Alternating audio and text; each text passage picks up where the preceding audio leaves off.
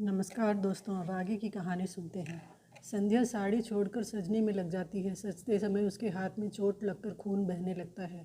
इतने में सूरज की माँ ऊपर आती है और दरवाज़ा खटखटाती है।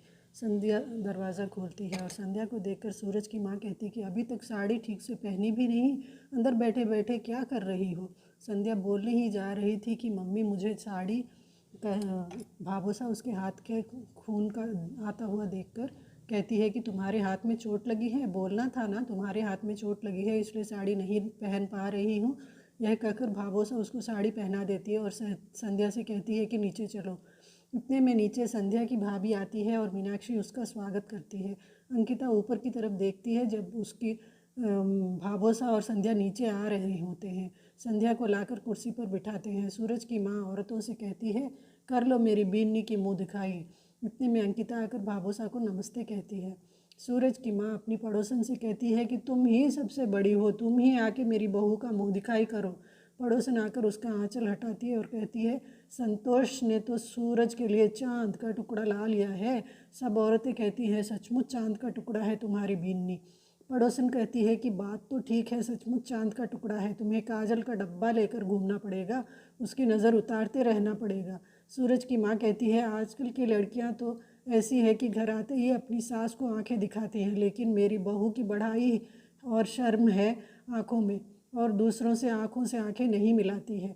सूरज की माँ कहती है, बीनी ज़रा आँख ऊपर करके सबकी तरफ देखो। संध्या ऊपर की तरफ देखती है। सूरज की माँ कहती है कि अब आवाज़ भी सुनना चाहोगी, और कहती है अपनी बहू से कुछ बोल दे बढ़िया सा। मीनाक्षी बोलती है कि नई बीनी की आवाज़ बहुत मीठी है और बोलती है तो ऐसा लगता है जैसे कोयल चहक रही है। बोलती है बहुत मीठा बोलती है। पड़ोसन कहती है कि लगता है बीनी को मिठाई बहुत पसंद है, इसलिए उसके भैया भाभी ने सूरज को चुना है। सूरज की माँ संध्या से कहती है कि कुछ अच्छा सा बोल दे। संध्या कहती है, मेरे तो गिरधर गोपाल दूसरा न कोई, जाके सिर मोर मुकुट मेरे पति सोई। सब देखते रह जाते हैं।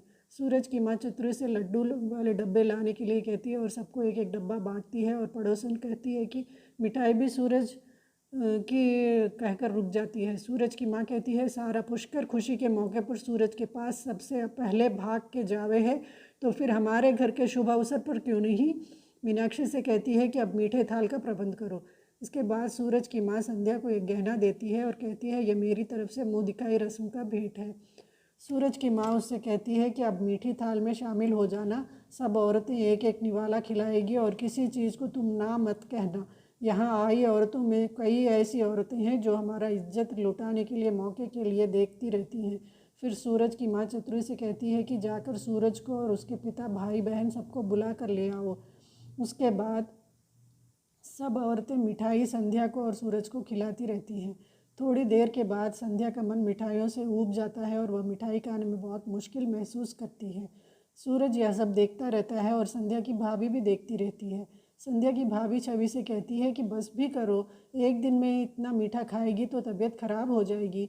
छवि कहती है कि मैं कुछ नहीं कर सकती, यह रस्म है और रस्म के मुताबिक सारी मिठाइयाँ भाभी को ही खानी है, और माँ बहुत पक्की है रस्म की। सूरज धीरे से संध्या की मिठाई भी खा लेता है। संध्या की भाभी संध्या को एक तोहफा देती है और देते हुए कहती है कि इसमें सभी पकवानों की तैयारी का किताब है, रख लेना, काम आएगा। मोहल्ले की सब औरतें चली जाती हैं। संध्या की भाभी सूरज की माँ से पूछती है कि आप कहें तो मैं संध्या को पगफेरी रस्म के लिए मायके ले जाऊँ। सूरज की माँ कहती है, पगफेरी रस्म के लिए कैसे ले जाओगी, अभी इसको हमारे ख़ानदान के परंपरा के मुताबिक सबसे पहले कुलदेवी के दर्शन कराने हैं, पीढ़ियों से चला आ रहा है यह रिवाज। आज शाम 4 बजे कुलदेवी दर्शन के लिए जाना है, वापस आने पर कर लेना पगफेरी की रस्म पूरी। और फिर ये एपिसोड यहीं ख़त्म होता है। आगे सुनते हैं कल के एपिसोड में।